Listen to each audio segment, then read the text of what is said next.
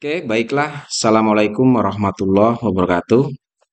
Kembali dengan Buana 79, kita lanjutkan untuk proses pembuatan laporan keuangan dari UD Abadi. Nah, pada pertemuan kali ini saya khusus akan membahas terkait bagaimana cara mengisi atau menyusun neraca lajur dari UD Abadi. Nah, untuk bentuk neraca lajur atau worksheet itu, yang biasa disebut worksheet, ini kira-kira seperti ini ya, ada kolom kode akun, ada nama akun, ada kolom neraca saldo, ada penyesuaian neraca saldo, ada rugi laba, dan ada kolom neraca terakhir. Nah, proses pengisian atau penyusunan neraca lajur ini cukup mudah dan saya rasa tidak terlalu sulit ya. Yang pertama, untuk kode akun, nama akun, dan kolom neraca saldo, ini bisa kalian isi memindahkan data trial balance 31 Desember ini. Ya, jadi kode akun, nama akun, ada sisi debit atau saldo debit dan saldo kredit yang ada di trial balance 31 Desember, semuanya ini, oke, nama akun dan saldo-saldonya ini, silakan kalian pindahkan ke neraca lajur kolom kode, nama akun, dan kolom neraca saldo ini. Kalian pindahkan ke sini. Ya, seperti ini kira-kira. Kemudian hasilnya kira-kira seperti ini. Dan ini sama hasilnya dengan neraca saldo atau trial balance 31 Desember ini. Itu yang pertama. Lalu kemudian yang kedua, silakan kalian jumlahkan untuk sisi debit dan kreditnya. Ya, seperti ini kira-kira. Kemudian di sini kasih jumlah. Ini untuk baris jumlah ya. Oke, ini untuk kolom kode akun, nama akun, dan kolom neraca saldo. Jadi kalian cukup memindahkan saja dari laporan trial balance mulai dari kode akun, nama akun, saldo debit, dan saldo kredit. Ini semuanya kalian pindahkan ke neraca lajur kolom kode akun, nama akun, dan kolom neraca saldo debit dan kreditnya. Itu yang pertama. Lalu yang selanjutnya untuk kolom penyesuaian, kalian tinggal posting saja atau ambil dari jurnal penyesuaian yang terakhir kemarin kita buat. Ya, di sini untuk jurnal penyesuaiannya sendiri kita ambil dari data rekapitulasi ini. Jadi data yang ada di data rekapitulasi ini silakan kalian pindahkan ke neraca lajur kolom penyesuaian ini. Caranya juga cukup mudah. Yang pertama, misalkan kita akan coba pindahkan akun-akun yang muncul di jurnal penyesuaian ini yang dari sisi debit terlebih dahulu, kita akan coba masukkan ke neraca lajur. Kita mulai dari sisi debit dulu ya. Kita masukkan ini semua. Oke, kita masukkan untuk kode akun 1/400. Kita cari di sini kode akun 1/400 berarti yang ini. Oke, tadi di penyesuaian untuk kode 1/400 ada di sisi debit 6.650. Kalian pindahkan di kolom penyesuaian sisi debit seperti ini. Ya, seperti itu. Lalu kemudian untuk yang kedua kode akun 11600. 11600 berarti yang ini. Oke, kita masukkan di kolom penyesuaian juga di sisi sebelah debit. Ya, seperti ini 1.325 karena di sini di sisi debit. Oke, 21500 kita ambil. 21500 berarti ini ya untuk akun PPN outcome tadi di sisi debit kita letakkan di kolom penyesuaian sisi debit seperti ini. Ya, silakan saya rasa lakukan terus seperti itu dari kode ini semua. Begitupun dengan yang ada di sisi kredit ya. Untuk yang 1/1700 kita cari 1/1700 berarti yang ini tadi ada di sisi sebelah kredit. Kalian masukkan di kolom penyesuaian sisi sebelah kredit jika kalian nanti memasukkan yang sisi sebelah kredit seperti ini. Contohnya 1/1700 muncul di sisi kredit nilainya 1.250. Kalian masukkan di sini 1/1700 tadi muncul di sisi sebelah kredit. Maka kita masukkan di di neraca lajur kolom penyesuaian sisi kredit. Ya, seperti itu. Nah, silakan kalian masukkan semua ya akun-akun yang muncul di jurnal penyesuaian ini baik debit maupun kredit kalian masukkan semua di neraca lajur kolom penyesuaian ini. Nah, kira-kira nanti kalau sudah kalian masukkan semua hasilnya kira-kira seperti ini. Ya, seperti ini hasilnya kira-kira kalau sudah dimasukkan semua ke kolom penyesuaian. Setelah itu baru kalian jumlahkan sisi debit dan sisi kreditnya, mestinya harusnya balance 102.393.750 dan jumlah ini pun seharusnya juga sama dengan jumlah yang ada di jurnal penyesuaian. Seperti itu. Lalu kemudian yang selanjutnya kita masuk ke kolom neraca saldo disesuaikan. Nah, untuk kolom neraca saldo disesuaikan, ini diisi sumber datanya adalah kita ambil dari neraca saldo dan kolom penyesuaian. Jadi neraca saldo disesuaikan itu adalah akumulasi kolom neraca saldo dan penyesuaian ini. Contoh misalnya di kolom neraca saldo di sini muncul saldo sisi debit 1.127.260, tetapi di kolom penyesuaian di sini tidak muncul saldo. Jadi artinya debit ini ditambah 0, otomatis ini akan jadi saldo di sebelah debit di kolom neraca saldo disesuaikan. Oke, ini pun sama, di neraca saldo muncul saldo debit, di penyesuaian tidak ada. Otomatis ini kita pindahkan saja di sisi sebelah debit sebagai saldo debit. Dan ini pun sama, seperti itu. Lalu kemudian untuk yang allowance for debt full debt, perhatikan di neraca saldo muncul saldo kredit. Di kolom penyesuaian muncul saldo di sisi debit. Oke, kredit ketemu debit. Karena saldonya lebih besar di kredit, maka saldo kredit ini kita kurangkan dengan saldo di penyesuaian yang di sisi debit. Berarti 12.800.000 dikurangi 6.650.000. Karena selisihnya atau saldonya lebih besar di kolom kredit, maka saldonya atau selisihnya kita letakkan di sisi sebelah kredit. Jumlahnya adalah Rp6.150.000. Seperti itu ya. Jadi jika neraca saldo ada sisi kredit, penyesuaian ada sisi debit, tinggal disesuaikan saja selisihnya besar yang mana. Kalau selisihnya besar di sisi kredit, letakkan saldonya di sisi sebelah kredit. Kalau jumlahnya lebih besar di debit, maka selisihnya kita letakkan di sisi sebelah debit, seperti itu. Oke, lalu kemudian untuk merchandise inventory di neraca saldo ada saldo debit, di penyesuaian dia kosong, tidak ada. Otomatis ini akan menjadi saldo debit di kolom neraca saldo disesuaikan. Lalu kemudian untuk store surplus di neraca saldo muncul saldo debit.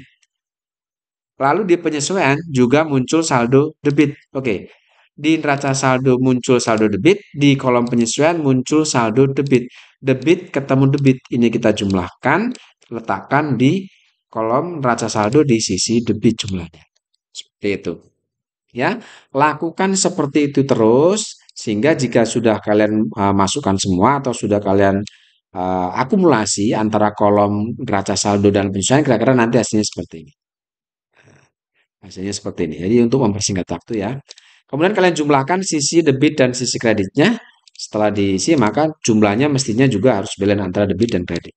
Seperti itu ya, 2.755.518.790. Oke, itu sudah sama. Oke, itu untuk kolom neraca saldo. Oke, sekarang kita masuk ke kolom rugi laba atau kolom laba rugi. Nah, untuk mengisi laba rugi atau kolom laba rugi, ini kalian tinggal berpatokan pada data yang ada di kolom neraca saldo disesuaikan. Kalau bicara tentang rugi atau laba, atau bicara tentang laba rugi, maka kita akan bicara tentang akun-akun yang berhubungan dengan akun-akun pendapatan dan akun-akun beban. Nah, akun pendapatan dan beban itu adalah akun-akun yang kodenya dimulai dari kode 4 sampai dengan kode 9. Ya, ini adalah akun-akun yang terkait atau berhubungan dengan akun pendapatan dan akun beban. Baik itu pendapatan operasional maupun pendapatan non-operasional dan beban operasional maupun beban di luar operasional. Jadi data inilah yang akan kita gunakan untuk menyusun atau untuk mengisi kolom laba rugi. Kalau kita lihat, karena data kita berpatokan pada data neraca saldo disesuaikan, maka saldo pendapatan dan beban yang dimulai dari kode 4 sampai kode 9, berarti data saldo inilah yang akan kita gunakan untuk mengisi kolom laba rugi ini atau kolom rugi laba ini. Nah, sehingga jika kita sudah dapatkan data saldo untuk mengisi kolom rugi laba ini, kita tinggal pindahkan saja di sini. Oke, contohnya misalnya di sini di neraca saldo disesuaikan, yang pertama untuk sales itu ada saldo kredit, maka kalian pindahkan saja di sisi sebelah kredit untuk di kolom rugi laba ini. Ya, kalian pindahkan seperti ini. Oke, lalu untuk sales retur itu ada di sisi sebelah debit. Maka di rugi laba pun kalian pindahkan di sisi sebelah debit. Jadi saldo debit yang ada di neraca saldo pindahkan di debit untuk di kolom rugi laba. Ya, seperti itu. Jadi disesuaikan yang debit kita pindahkan ke debit, yang kredit kita pindahkan ke kredit. Jadi setelah kalian sudah pindahkan semua, nanti hasilnya kira-kira seperti ini. Ya, ini adalah saldo-saldo untuk mengisi kolom rugi laba. Kemudian setelah itu baru kalian jumlahkan sisi debit dan sisi kredit. Ya. Hasilnya kalau kita lihat ini tidak balance. Tentu tidak balance karena untuk saldo yang ada di sisi debit ini menunjukkan saldo untuk akun-akun yang berhubungan dengan beban. Tetapi kalau saldo yang ada di sisi kredit ini adalah menunjukkan saldo-saldo pendapatan. Jadi karena saldo sisi kredit itu menunjukkan saldo pendapatan dan sisi debit itu menunjukkan saldo beban, maka jika kita lihat di sini jumlah kredit dia ternyata lebih besar dari jumlah debit. Itu artinya bahwa jumlah pendapatan kita itu lebih besar dari nilai atau jumlah beban kita. Jadi di sini kalau kita lihat secara kasat mata, jika sudah tahu pendapatan lebih besar dari jumlah beban, maka bisa dikatakan ke perusahaan kita untung. Nah, untuk mengetahui berapa nilai laba bersih usahanya, maka sisi kredit ini dikurangi dengan sisi debit. Letakkan hasilnya di bawah sisi debit sini. Maka ketemulah nilai 388.416.250. Inilah yang disebut dengan laba bersih usaha. Ini didapat dari saldo kredit ini dikurangi dengan saldo debit ini. Maka setelah itu kita jumlahkan ke bawah, beban plus laba hasilnya ketemu 1.298.200.000. Ini pun kita turunkan ke bawah sehingga debit dan kreditnya balance. Jadi kalau ditanya berapa nilai laba usaha kita, maka bisa kita jawab hasilnya adalah 388.416.250. Ini adalah ini adalah laba usaha kita. Yaitu untuk kolom rugi laba. Sekarang kita masuk ke kolom neraca. Nah, jika rugi laba tadi kita ambil data atau ambil saldo yang ada di kolom neraca lajur mulai dari kode 4 ke bawah atau mulai dari kode 4 sampai dengan kode 9, maka untuk mengisi kolom neraca ini kebalikannya. Jadi untuk mengisi kolom neraca, kita mengambil data yang ada di neraca saldo disesuaikan. Karena neraca itu berhubungan dengan harta, utang, dan modal, berarti untuk mengisi kolom neraca ini kita mengambil data-data akun mulai dari kode akun 1 sampai dengan kode 3. Ini adalah akun-akun yang berhubungan dengan akun harta, hutang, dan modal. Seperti itu. Jadi untuk membedakan ini dengan kolom laba rugi dan neraca, saya bedakan dengan warna seperti ini. Jadi yang warna hijau ini, yang kode akun 1 sampai dengan kode 3, ini kita gunakan untuk mengisi kolom neraca, sedangkan untuk untuk kode akun 4 sampai dengan kode 9, ini kita gunakan untuk mengisi kolom rugi laba ini. Oke, jadi kalau kita perhatikan, data yang kita ambil tadi adalah dari kode 1 sampai dengan kode 3, yaitu saldo yang ada di kolom neraca saldo disesuaikan. Berarti data ini. Oke, berarti data ini yang akan kita gunakan untuk mengisi kolom neraca. Seperti itu. Ya, jadi untuk kolom rugi laba dan neraca itu mengambil datanya dari kolom neraca lajur disesuaikan. Untuk yang kode 4 sampai kode 9 kita masukkan ke kolom rugi laba, untuk kode 1 sampai dengan kode 3 kita masukkan di kolom neraca ini. Ya, jadi untuk 4 sampai 9 kita masukkan di rugi laba, 1 sampai 3 kita masukkan di kolom neraca. Oke, seperti tadi yang debit kita masukkan debit. Oke, yang ini debit kita masukkan debit. Yang kredit kita masukkan di kolom sebelah kredit dan seterusnya seperti itu.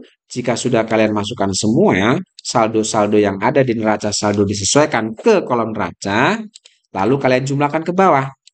Nah, setelah dijumlahkan di sini terlihat hasil itu pun tidak balance antara debit dan kredit, itu tidak balance. Ternyata lebih besar kolom debit, yaitu 1.845.735 rupiah, 1.845.735.000, sedangkan di sisi kredit 1.457.318.750. Ini tidak seimbang atau balance. Kalau kita lihat bahwa kolom neraca itu menunjukkan saldo harta, hutang, dan modal, maka di sisi debit ini menunjukkan saldo harta. Sedangkan sisi kredit menunjukkan saldo hutang plus modal.